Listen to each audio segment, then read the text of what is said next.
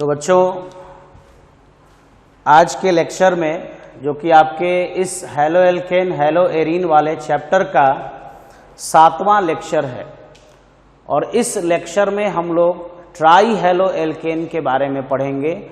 और try halo alkane में आपके सिलेबस में सबसे इम्पोर्टेंट क्या है बच्चों? क्लोरोफार्म। तो आज हम लोग पढ़ेंगे क्लोरोफार्म के बारे में। क्लोरोफार्म बहुत मोस्ट इंपॉर्टेंट कंपाउंड है, इसके बारे में पढ़ा जाएगा जिसका फार्मूला होता है CHCl3। तो सबसे पहले क्लोरोफार्म बनाने की प्रयोगशाला विधि। अब बच्चों मैं आपको एक बात बता दूं कि आपके NCERT में क्लोरोफार्म के बारे में बहुत कम जानकारी दी गई है। जानकारी दी गई है लेकिन उतनी नहीं, न तो इसके केमिकल रिएक्शन दिए गए हैं और न ही इसकी बनाने की प्रयोगशाला विधि दी गई है। लेकिन आपके बोर्ड के एग्जाम में इस चैप्टर से क्लोरोफार्म बनाने की प्रयोगशाला विधि पूछी जा सकती है और इसके जो रासायनिक अभिक्रियाएं हैं, जो रासायनिक गुण है, वो भी बहुत इंपॉर्टेंट है, वो पूछा जाता है। तो इसकी जो प्रयोगशाला विधि है वो 2 प्रयोगशाला विधि है और पहली है एथेनॉल से। सबसे पहले हम लोग देखते हैं कि एथेनॉल से कैसे बनाया जाएगा। और एथेनॉल से तो बनाएंगे ही, लेकिन किसकी हेल्प लेंगे? यहां पर हम लोग विरंजक चूर्ण लेते हैं जिसको आप ब्लीचिंग पाउडर कहते हो, जिसका फार्मूला होता है CaOCl2। तो सबसे पहले क्या करते हैं कि ब्लीचिंग पाउडर का CaOCl2 का वाटर से रिएक्शन होता है। जब इसका वाटर से रिएक्शन होता है बच्चों तो क्या बनेगा? कौन सा प्रोडक्ट बनेगा? जल से अभिक्रिया द्वारा इसमें से क्लोरीन बाहर निकल जाएगा प्लस CaOH का होल ट्वाइस बनेगा। और देखिए ये रिएक्शन बैलेंस है कि नहीं। फिर जो क्लोरीन है वो फिर जल से रिएक्शन कर लेगा, वाटर से रिएक्शन करके ये बना देगा HCl।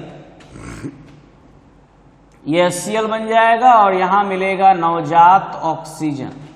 यही नवजात ऑक्सीजन क्या करता है कि एथिल अल्कोहल से रिएक्शन करता है और नवजात ऑक्सीजन एथिल अल्कोहल को परिवर्तित कर देता है एसीटैल्डिहाइड में।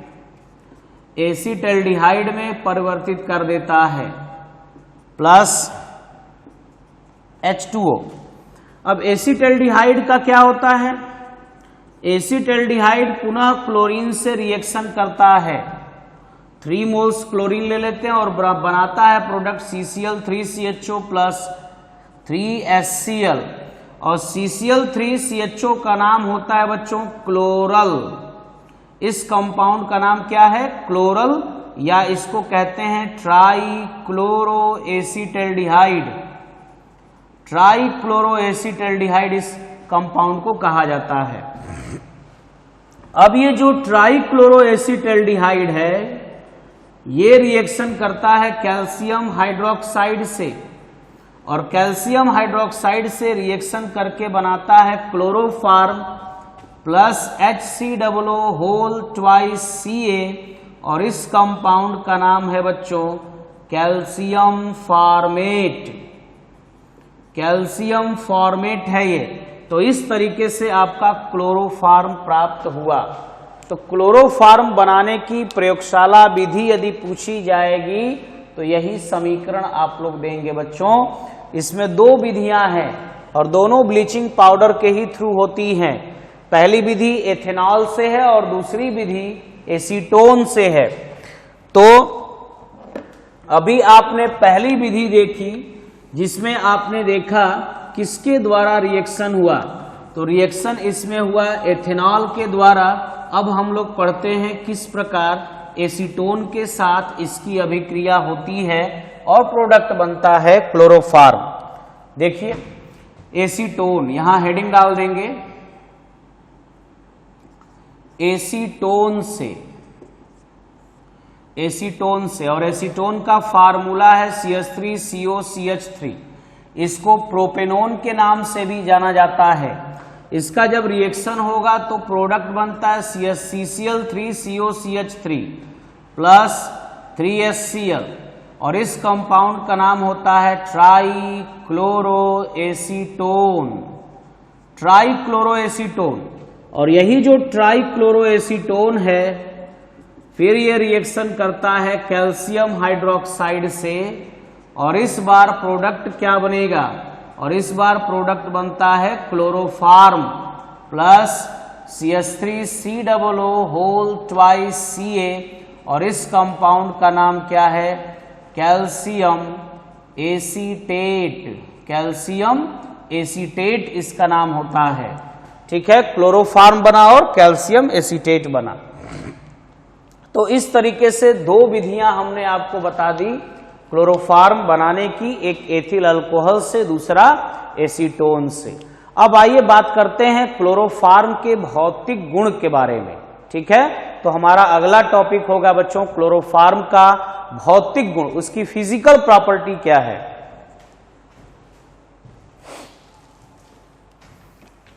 हैलोफार्म अभिक्रिया से, हैलोफार्म अभिक्रिया जो कि बहुत इंपॉर्टेंट अभिक्रिया है, पूछी जाती है कॉम्पिटिटिव एग्जाम में भी, और मैं यहां पे बेटा लिख दे रहा हूं इंपॉर्टेंट क्वेश्चन है ये, मतलब इंपॉर्टेंट रिएक्शन है। तो पहले आप डेफिनेशन दीजिए कि हैलोफार्म अभिक्रिया क्या है।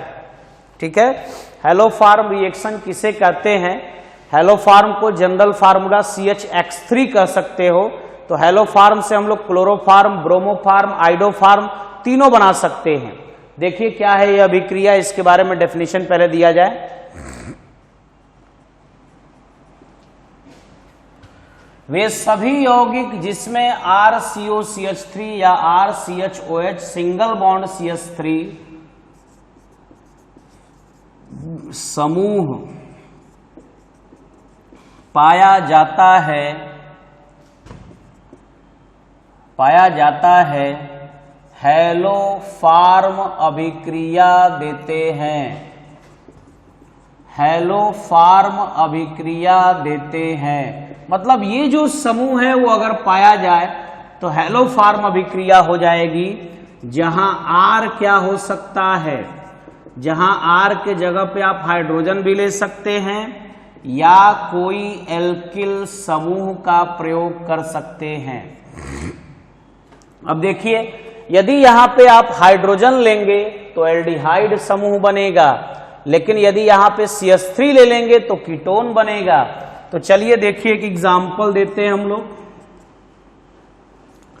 CH3 CO और R के जगह पे हमने क्या ले लिया बच्चों, R के जगह पे हमने ले लिया H, और इस कंपाउंड को आप कहते हो एसिटेल्डिहाइड। तो याद रखिए केवल यही एक ऐसा एल्डिहाइड है, सारे एल्डिहाइड हैलोफार्म अभिक्रिया नहीं देते, केवल एसिटेल्डिहाइड ही एक ऐसा मात्र कंपाउंड है, एकमात्र ऐसा यौगिक है जो हैलोफार्म अभिक्रिया देता है। बाकी देखिए हम लोग इस H के जगह पे जैसे ही CH3 लेंगे, इस कंपाउंड का नाम एसीटोन है, ये हैलोफार्म अभिक्रिया देगा।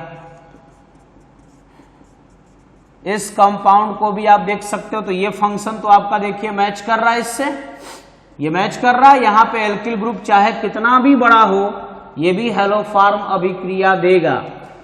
अब एक एग्जाम्पल मैं ऐसा दे रहा हूं, जैसे देखिए CH3 CH2 CO CH2 CH3, देखिए क्या इसमें इस तरह का कोई फंक्शन है, इसमें COCH3 है और इसमें कहीं COCH3 मैच नहीं कर रहा है, इसका मतलब ये कभी भी हैलोफार्म अभिक्रिया नहीं दे सकता है। तो सारे कीटोनों में याद रखना होगा ऑल टू ओन, मतलब सभी टू ओन यानी सेकंड पोजीशन पे अगर कीटोन है फंक्शन, तो वो सभी कीटोन हैलोफार्म अभिक्रिया देते हैं। अब देखिए दूसरी बात करते हैं हम लोग अल्कोहल के केस में। अब R के जगह पे अगर हम लोग H ले लेंगे तो देखिए क्या बनेगा, CH3 CH2OH, तो ये आपका हैलोफार्म अभिक्रिया देगा। CH3OH अगर करोगे तो क्या ये हैलोफार्म अभिक्रिया देगा, इसको नहीं फॉलो कर रहा है तो ये हैलोफार्म अभिक्रिया नहीं देगा। अगला एग्जाम्पल देखिए CH3CH2 COH और यहां आपने ले लिया HCH3। तो ये देखिए फंक्शन मैच कर रहा है इससे, ये मैच हो गया। बाकी ये एल्किल ग्रुप है, ये भी आपको हैलोफार्म अभिक्रिया देगा। तो नोट में आप लोग लिख सकते हो कौन देगा। एल्डिहाइड में सारे एल्डिहाइड नहीं देते, एल्डिहाइड में सिर्फ एसीटैल्डिहाइड ऐसा कंपाउंड है जो हैलोफार्म अभिक्रिया देता है। अल्कोहल में आप लिख सकते हो बच्चों ऑल टू ऑल, मतलब सेकंड पोजीशन पे जहां भी अल्कोहल यानी OH समूह पाया जाए वो सभी देंगे। कीटोन में कौन देगा, ऑल टू ओन।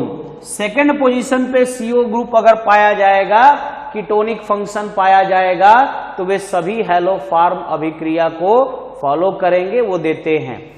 तो यहां पर मैंने आपको बच्चों बता दिया कि पहले ये बताया कि हैलोफार्म अभिक्रिया कौन देते हैं। इसके बारे में अब बात होगी कि हैलोफार्म अभिक्रिया है क्या, इसका डेफिनेशन हम लोग देंगे बच्चों कि हैलोफार्म अभिक्रिया है क्या।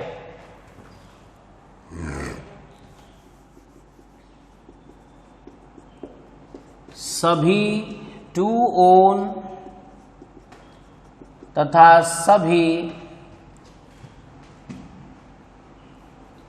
सभी टू ओन एथेनॉल तथा सभी टू ओन हैलोजन द्वारा तनु क्षार की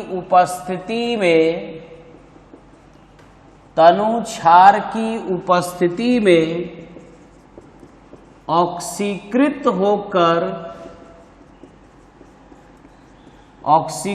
होकर हैलोफार्म देते हैं।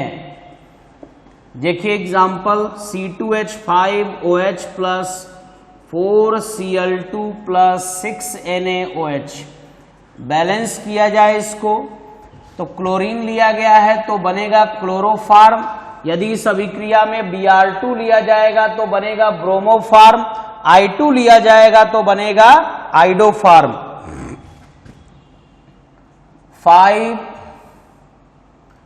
5NaCl plus 5H2O plus HCOONA, ये आपका कंपाउंड बन गया।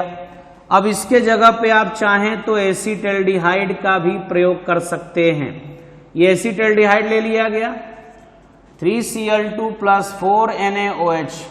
देखा जाए पहला बनेगा compound chloroform plus 3NaCl plus 3H2O plus HCOONA। Balance कर लेंगे आप लोग देख करके बच्चों, ठीक है। क्लोरीन यहां पे 6 है और यहां पर क्लोरीन की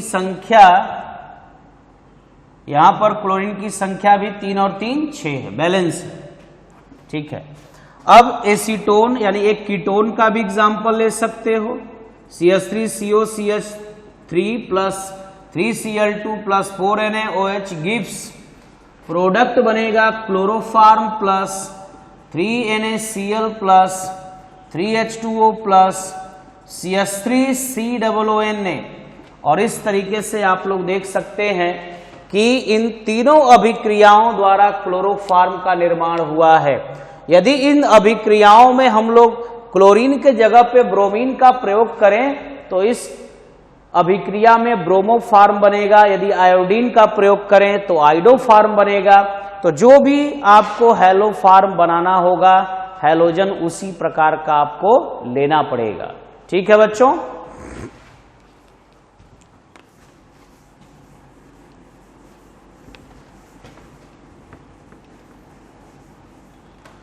कुछ एक्सेप्शन हैं, कुछ अपवाद हैं, वो मैं आपको लिख दे रहा हूं यहां पे नोट में मैं लिख दे रहा हूं, जो कि हैलोफार्म अभिक्रिया नहीं देते हैं।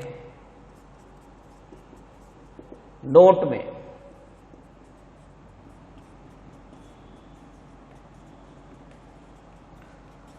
तो बच्चों ये कुछ ऐसे कंपाउंड हैं जिनको आप देख करके ही समझ सकते हैं और तुरंत बता सकते हैं कि ये हैलोफार्म परीक्षण नहीं देते हैं। इन एक्सेप्शन को आपको याद रखना होगा कि ये हैलोफार्म परीक्षण नहीं देते किसी भी अभिक्रिया में या इनमें, चाहे आप कोई भी हैलोजन का प्रयोग करें, क्लोरीन, ब्रोमीन या आयोडीन, किसी भी हैलोजन का प्रयोग करेंगे ये हैलोफार्म अभिक्रिया नहीं देते हैं। अब आते हैं बच्चों इसके भौतिक गुण के बारे में पढ़ते हैं। अब फिजिकल प्रॉपर्टी पढ़ी जाएगी कि क्लोरोफार्म की फिजिकल प्रॉपर्टी क्या है।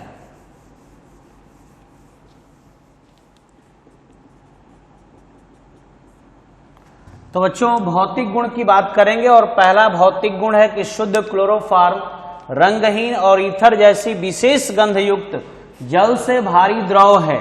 ये जल में अविलेय होता है परंतु कार्बनिक विलायकों में विलेय होता है। जलाने पर यह अज्वलनशील है परंतु इसकी जो वाष्प है वो हरी पीली किनारे वाली, हरी पीली किनारे का मतलब जैसे ये लौ निकल रही हो, ब्लैक फ्यूम्स निकलता है, लेकिन जो इसका किनारा है वो हरा पीला कलर का होता है, काले धुएं के साथ जलती है। इसकी वाष्प को सूंघने से अस्थायी रूप से बेहोशी आने लगती है, इसलिए इसका प्रयोग सामान्य निश्चेतक के रूप में, इसलिए इसका प्रयोग सामान्य निश्चेतक के रूप में किया जाता है। लोकल एनेस्थेटिक के रूप में इसका प्रयोग किया जाता है, बेहोश करने वाली दवा के रूप में भी इसका प्रयोग किया जाता है। ठीक है, अब चूंकि इसका प्रयोग बंद हो गया क्योंकि और भी मेडिसिन, अब बहुत सारे मेडिसिन डेवलप हो चुके हैं, ईथर का भी प्रयोग कर दिया जाता है, लेकिन अब क्लोरोफार्म का प्रयोग सुंघाने के लिए पहले किया जाता था शल्य चिकित्सा में, यानी कोई मेजर सर्जरी या कोई ऑपरेशन होता था तो उस समय इसका प्रयोग किया जाता था।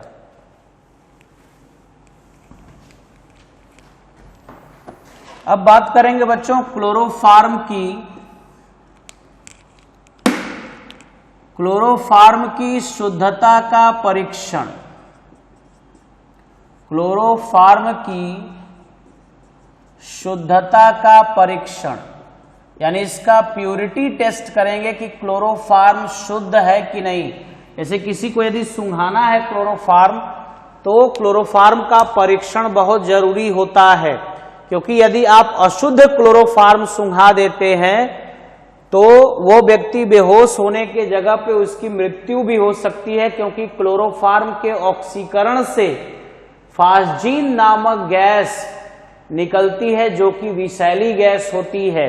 तो यही चेक किया जाता है कि क्लोरोफार्म शुद्ध है या नहीं। तो उसके लिए क्या करना होता है कि क्लोरोफार्म का सिल्वर नाइट्रेट के साथ परीक्षण किया जाता है। अगर कोई भी अवक्षेप नहीं आता, कोई प्रेसिपिटेट, पीपीटी माने प्रेसिपिटेट या जिसको कहते हैं अवक्षेप, यदि कोई अवक्षेप नहीं आता है तो ऐसे क्लोरोफार्म को शुद्ध माना जाता है।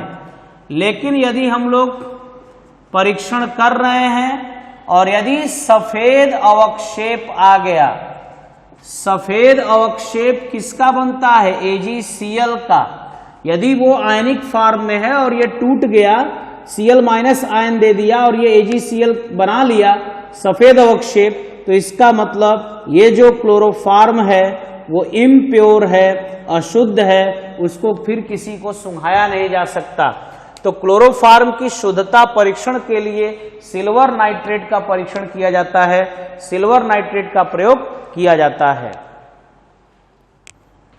और रासायनिक गुण में हम लोग बात करेंगे ऑक्सीकरण की, कि जो क्लोरोफार्म है वो वायुमंडलीय ऑक्सीजन द्वारा और सूर्य के प्रकाश की उपस्थिति में ऑक्सीकृत होकर फास्जीन गैस, जिसको कार्बोनिल क्लोराइड भी कहते हैं, COCl2 कार्बोनिल क्लोराइड, या जिसको फास्जीन कहा जाता है, जहरीली गैस या विषैली गैस देता है।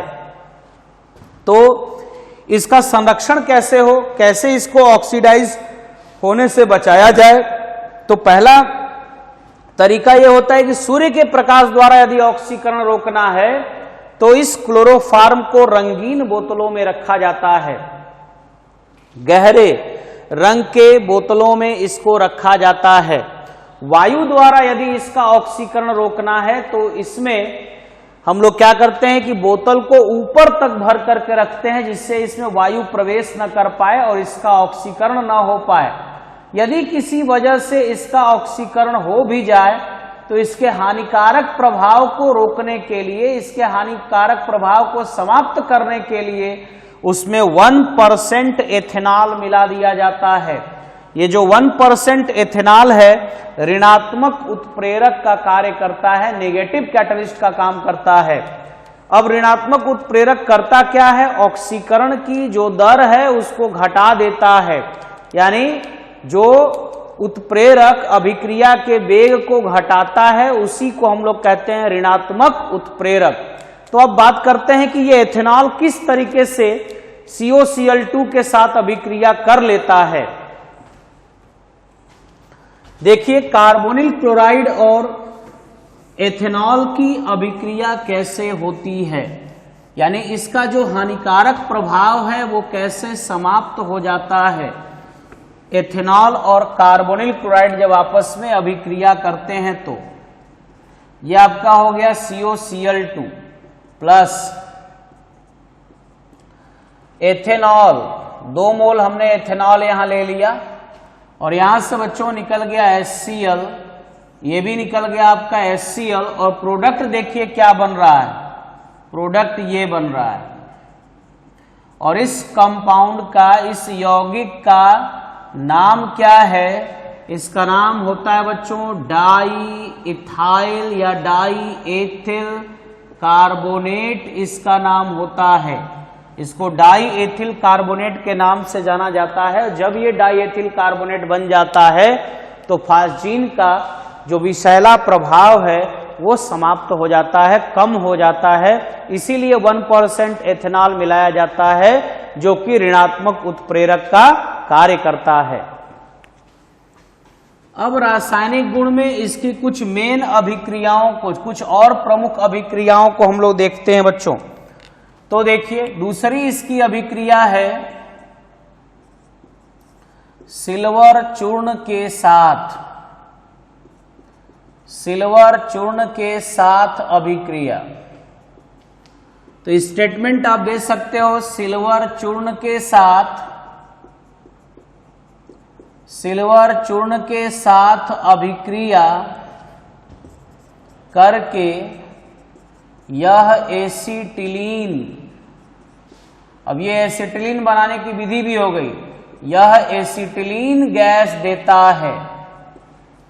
कैसे एसिटिलीन गैस? देखिए तो क्लोरोफार्म ले लिया और इसका रिएक्शन करा दिया सिल्वर चूर्ण के साथ। तो क्लोरोफार्म बच्चों यहां पे 2 मोल लेते हैं, 2 मोल क्लोरोफार्म ले लिया, रिएक्शन करा दिया। देखिए क्या प्रोडक्ट है, ये 6AgCl, 6AgCl प्लस CH और CH जब जुड़ेंगे तो बनेगा CH ट्रिपल बॉन्ड CH, और CH ट्रिपल बॉन्ड CH को हम लोग क्या बोलते हैं? एसिटिलीन कहते हैं। C2H2 भी इसको लिख सकते हो और बाकी बन गया सिल्वर क्लोराइड। तीसरी अभिक्रिया देखिए, तीसरी इसकी अभिक्रिया है बच्चों नाइट्रिक अम्ल के साथ, नाइट्रिक अम्ल के साथ यानी HNO3 के साथ अभिक्रिया। तो ये हो गया क्लोरोफार्म और प्लस HNO3 के साथ इसका अभिक्रिया करा दिया गया तो प्रोडक्ट बना CCl3NO2, CCl3NO2 प्लस H2O। इस कंपाउंड का नाम है बच्चों नाइट्रो क्लोरोफार्म, नाइट्रोक्लोरोफार्म भी कहते हैं या इसका नाम है क्लोरोपिक्रीन, इसको क्लोरोपिक्रीन के नाम से भी जाना जाता है या इसको टीयर गैस के नाम से जाना जाता है। वैसे ये जो गैस है वो कीटनाशक के रूप में प्रयोग किया गया था, लेकिन इसको वार गैस यानी युद्ध गैस के रूप में भी प्रयोग किया जा सकता है। युद्ध गैस के रूप में भी इसका प्रयोग किया जा चुका है, कहीं कहीं टीयर गैस के रूप में भी इसका प्रयोग किया जाता है। तो ये कौन सा कंपाउंड है बच्चों? नाइट्रोक्लोरोफार्म। तो नाइट्रिक अम्ल के साथ अभिक्रिया में आप चाहें तो स्टेटमेंट भी दे सकते हैं कि क्लोरोफार्म नाइट्रिक अम्ल के साथ अभिक्रिया करके क्लोरोपिक्रीन नामक या क्लोरोपिक्रीन नामक कीटनाशक का निर्माण करता है या नाइट्रोक्लोरोफार्म का निर्माण करता है, जिसे टीयर गैस भी कहते हैं। इसके बाद देखिए चौथी इसकी अभिक्रिया, बहुत इंपॉर्टेंट रिएक्शन है ये, एसीटोन के साथ अभिक्रिया। एसीटोन बहुत इंपॉर्टेंट कंपाउंड है बच्चों, जिसका फार्मूला होता है CH3COCH3। देखिए इसका एसीटोन के साथ रिएक्शन, ये आपका CH3COCH3 हो गया प्लस CHCl3। जब इसके साथ अभिक्रिया होती है तो प्रोडक्ट देखिए क्या बनेगा, प्रोडक्ट यहां हो गया H, इस O के साथ इसका H जुड़ गया OH, और यहां हो गया CCl3, और इस कंपाउंड का नाम है बच्चों क्लोरीटोन। क्या नाम है इसका? क्लोरीटोन। और क्लोरीटोन का प्रयोग क्या होता है? क्लोरीटोन एक हिप्नोटिक एजेंट है। यहां मैं लिख दे रहा हूं क्लोरीटोन एक निद्राकारक औषधि है, यानी नींद लाने वाली दवा के रूप में कार्य करता है। क्लोरीटोन एक निद्राकारक औषधि है, ठीक है, नींद लाने वाली दवा के रूप में इसका प्रयोग किया जाता है। तो यहां पर एसीटोन के साथ अभिक्रिया में आप लिख सकते हैं बच्चों की एसीटोन के साथ क्लोरोफार्म अभिक्रिया करके क्लोरीटोन नामक निद्राकारक औषधि का निर्माण करता है। ये आप लोग लिख सकते हैं। तो 4 इसकी केमिकल प्रॉपर्टी हो गई। अब 5वीं जो मोस्ट इंपॉर्टेंट केमिकल प्रॉपर्टी है वो एक नेमिंग रिएक्शन है, और उस नेमिंग रिएक्शन का नाम है कार्बिल एमीन अभिक्रिया, या कार्बाइल एमीन रिएक्शन भी उसको कहा जाता है। तो अभिक्रिया का नाम लिखेंगे, अभिक्रिया का नाम है बच्चों कार्बिल एमीन अभिक्रिया। कार्बिल एमीन अभिक्रिया का एक और नाम दिया जाता है, ये एक नेमिंग रिएक्शन है, इसको आइसोसाइनाइड परीक्षण के नाम से भी जाना जाता है। आइसोसाइनाइड टेस्ट भी इसको कहा जाता है, ठीक है। क्या है रिएक्शन? देखिए इसका डेफिनेशन लिखते हैं। जब क्लोरोफार्म की अभिक्रिया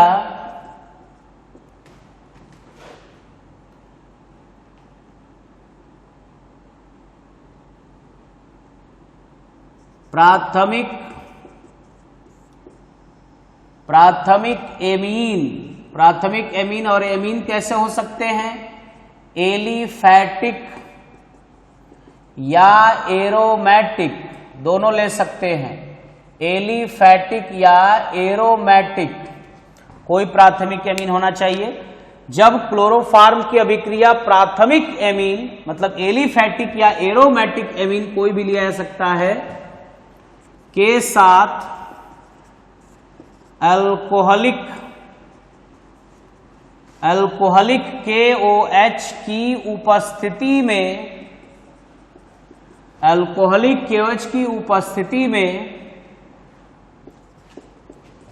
कराई जाती है तो आइसोसाइनाइड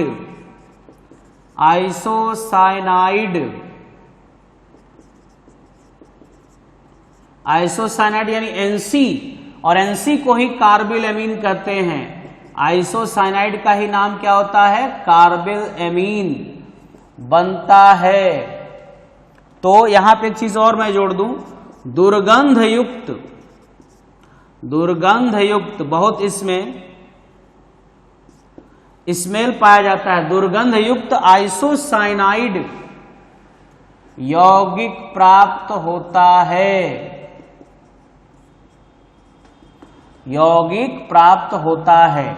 यानी अगर हम लोग क्लोरोफार्म की अभिक्रिया प्राथमिक एमीन के साथ कराएं, प्राथमिक एमीन हमारा जैसे मान लीजिए CH3 CH2NH2, ये प्राथमिक एमीन एलिफैटिक है, इसको एथेनामाइन के नाम से जाना जाता है। एथेनामाइन या इसको साधारण नाम इसका एथिलएमीन है। दूसरा मैं ले सकता हूं C6H5NH2, इसका नाम होता है बच्चों एनिलीन, ये एरोमेटिक एमीन है। दोनों की अभिक्रिया हम क्लोरोफार्म के साथ करा देते हैं। दोनों की यदि अभिक्रिया क्लोरोफार्म के साथ कराई जाएगी तो क्लोरोफार्म के साथ अभिक्रिया के फलस्वरूप यहां मिलेगा C2H5NC प्लस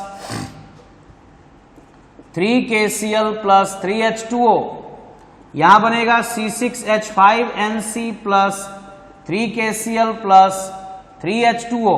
तो ये क्लोरोफार्म की प्रॉपर्टी है बच्चों, और क्लोरोफार्म यहां पे आइसोसाइनाइड बनाता है और इस कंपाउंड का नाम है एथाइल आइसोसाइनाइड, और इस कंपाउंड का नाम C6H5 का नाम तो पता ही आपको फेनाइल बोलते हैं इसको, तो पूरा नाम हो जाएगा फेनाइल आइसोसाइनाइड। इस कंपाउंड का नाम हो गया फेनाइल आइसोसाइनाइड। ये बहुत इंपॉर्टेंट रिएक्शन है क्लोरोफार्म की। इसके बाद मैं एक और आपको नेमिंग रिएक्शन बताने जा रहा हूं बच्चों, जो आपको अगले चैप्टर यानी फिनॉल में भी पढ़ने को मिलता है। फिनॉल के रासायनिक गुण में भी उस रिएक्शन को पढ़ना होता है, और उस रिएक्शन का नाम है राइमर टीमान अभिक्रिया, RTR जिसको हम लोग कहते हैं, राइमर टीमान रिएक्शन जिसको कहते हैं, उस रिएक्शन को पढ़ने जा रहे हैं। नेक्स्ट हमारा टॉपिक यही होगा। तो 7वीं अभिक्रिया है राइमर टीमान अभिक्रिया, ठीक है। और इस अभिक्रिया की क्रिया विधि आपको इस चैप्टर में मैं नहीं बता रहा हूं। इस अभिक्रिया की क्रिया विधि हम लोग अगले चैप्टर में पढ़ेंगे। मेनली ये नेक्स्ट चैप्टर की चीज है, फिनॉल के साथ इसकी अभिक्रिया है।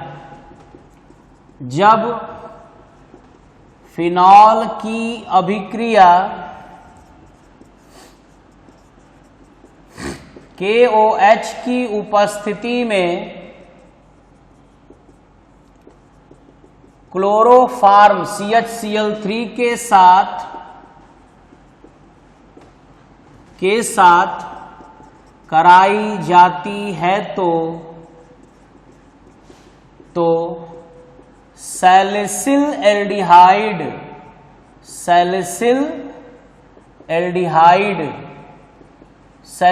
एल्डिहाइड को हम लोग कह सकते हैं आर्थो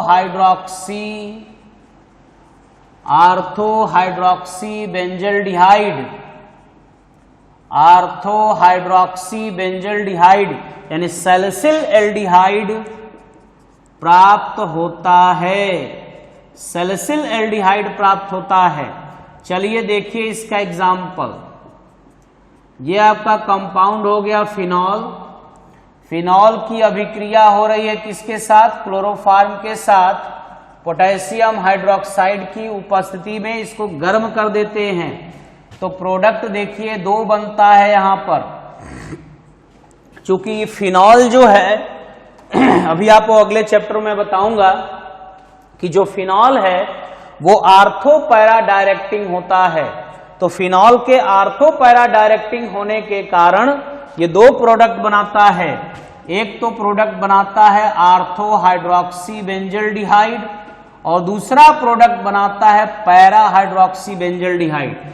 ये आर्थो 1-2 पोजीशन को आर्थो कहते हैं। अभी मैं नेक्स्ट लेक्चर में आपको बताऊंगा बच्चों आर्थो और पैरा पोजीशन कैसे डिसाइड होता है। आर्थो हाइड्रोक्सी बेंजल्डिहाइड और इसको हम लोग कहते हैं पैरा हाइड्रोक्सी बेंजल्डिहाइड इसको कहा जाता है। ये आर्थो हाइड्रोक्सी बेंजल्डिहाइड और ये पैरा हाइड्रोक्सी बेंजल्डिहाइड है। बाकी जो है बाई प्रोडक्ट इसके वाटर और KCl होते हैं, पोटेशियम डाइक्लोराइड और H2O इसके बाई प्रोडक्ट होते हैं। तो यहां पर जो भी मैंने अभिक्रिया आपको बताई है, इसमें यदि पूछा जाए किसका नाम सैलिसिल एल्डिहाइड है, तो ये सैलिसिल एल्डिहाइड होता है। आर्थो हाइड्रोक्सी बेंजल डिहाइड को सैलिसिल एल्डिहाइड कहा जाता है। पैरा हाइड्रोक्सी बेंजल डिहाइड को सैलिसिल एल्डिहाइड नहीं कहा जाता है। ठीक है, क्लियर है बच्चों। अब इसके उपयोग के बारे में बात करेंगे कि क्लोरोफार्म का यूज क्या है।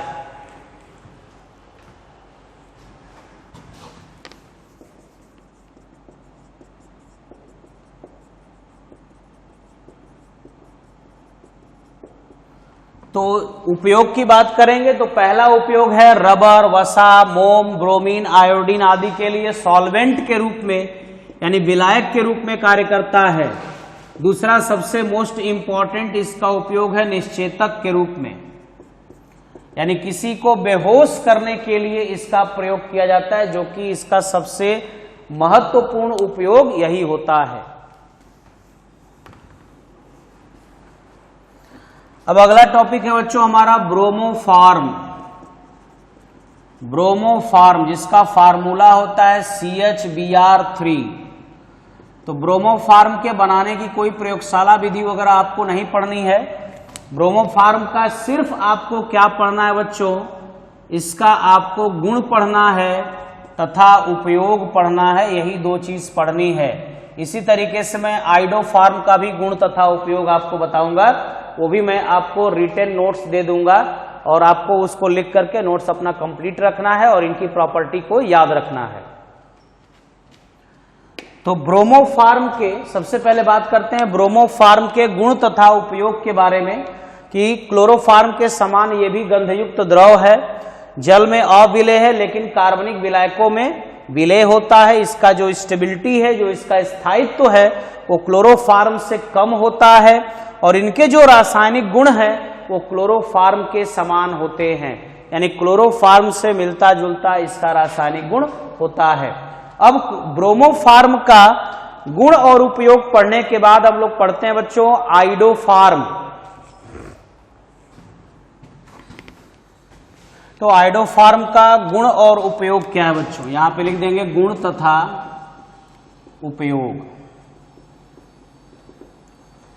पहला गुण इसका एक, ये भी दुर्गंध युक्त, ये जो है दुर्गंध युक्त, बाकी दुर्गंध नहीं था, दुर्गंध युक्त पीले रंग का क्रिस्टलीय ठोस है, जबकि क्लोरोफार्म और ब्रोमोफार्म क्या थे, द्रव थे। जल में अविलेय है, कार्बनिक विलायकों में विलेय होता है, सेम प्रॉपर्टी। इसका स्थायित्व भी क्लोरोफार्म से कम होता है। ये नमी, वायु और प्रकाश की उपस्थिति में आयोडीन मुक्त करता है, इस वजह से इसका उपयोग एंटीसेप्टिक यानी प्रतिरोधी के रूप में भी किया जाता है। तो इस तरीके से बच्चों हम लोगों ने क्लोरोफार्म, ब्रोमोफार्म और आइडोफार्म इन तीनों की प्रॉपर्टी जान ली। उसमें आपका सबसे मोस्ट इंपॉर्टेंट जो टॉपिक था वो क्लोरोफार्म का था, जो कि क्लोरोफार्म के बनाने की प्रयोगशाला विधि बोर्ड में भी पूछी जाती है। उसके कुछ इंपॉर्टेंट रिएक्शन भी बोर्ड में पूछे जाते हैं, खास करके कार्बिल एमीन अभिक्रिया, राइमर टीमान अभिक्रिया मोस्ट इंपॉर्टेंट रिएक्शन होते हैं बोर्ड के एग्जाम के पॉइंट्स ऑफ व्यू से, और उसको आप लोग जरूर रिवाइज करेंगे। एनसीईआरटी के क्वेश्चन सारे बेटा आप भ्रम में मत रहिएगा कि एनसीईआरटी के ही क्वेश्चन केवल हम लोग रट लेंगे तो आपके बोर्ड का एग्जाम सॉल्व हो जाएगा, बोर्ड का एग्जाम क्रैक हो जाएगा। ऐसा नहीं है। आप लेकर के 10 साल के पेपर उठा करके और तब देखिए और खुद से जांचिए कि एनसीईआरटी के क्वेश्चन कितने आते हैं, और साइड बुक के यानी पूरे चैप्टर आप पढ़िए और सारे क्वेश्चन को लगाइए। मैं नहीं कह रहा हूं कि एनसीईआरटी को नहीं लगाना है, पूरा एनसीईआरटी लगाइए, लेकिन आपको जो और भी साइड में बुक मिल जाए उनको भी लगाना है। ठीक है। अगला जो टॉपिक है बच्चों वो हमारा है फ्रेऑन। फ्रेऑन किसे कहते हैं? फ्रेऑन मेथेन तथा एथेन के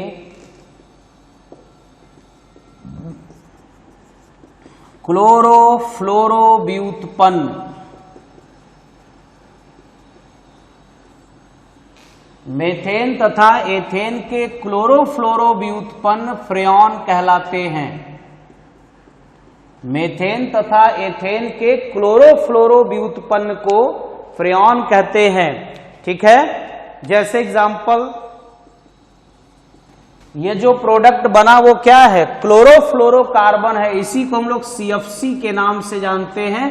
क्लोरोफ्लोरोकार्बन इसी को कहा जाता है, जिसे ग्रीन हाउस गैस भी आप लोग कहते हैं।